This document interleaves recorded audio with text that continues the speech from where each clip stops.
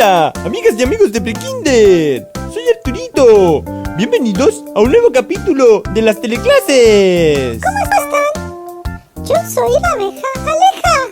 Con mi amiga Aleja salimos de paseo por el campo, porque es muy entretenido estar en la naturaleza y el aire libre. Sí, pero tenemos que tener cuidado.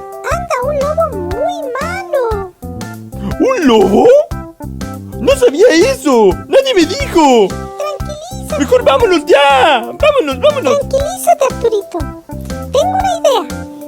Mis amigas abejas me dijeron que al lobo le gusta que le canten una canción. ¡Qué bien! Entonces, cantemos. Con eso se calman. ¡Sí! ¡Cantemos!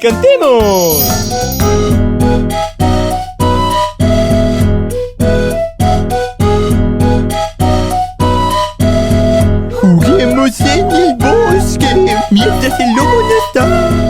Juguemos en el bosque mientras el lobo no está. ¿Lobo está? Me estoy duchando. Juguemos en el bosque mientras el lobo no está. Juguemos en el bosque mientras el lobo no está. ¿Lobo está? Me estoy secando.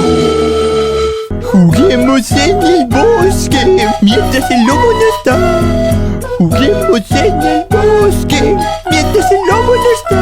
¿Lobo está? Me estoy peinando. Juguemos en el bosque mientras el lobo no está. Juguemos en el bosque mientras el lobo no está. ¿Lobo está?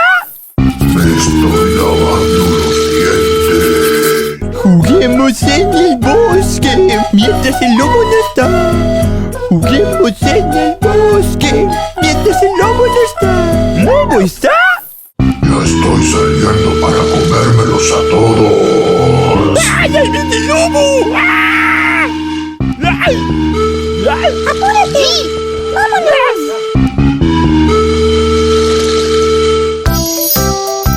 Bueno, niños, ahora ustedes seguirán trabajando en este tema junto a su educadora. Tendrán que observar, responder preguntas y pintar. Y no olviden las 4 reglas de oro. Respeta para que te respeten. Escucha cuando otro habla. Sin golpes ni palabras feas. Participa siempre. Nos vemos pronto en una próxima teleclase. ¡Adiós! ¡Adiós!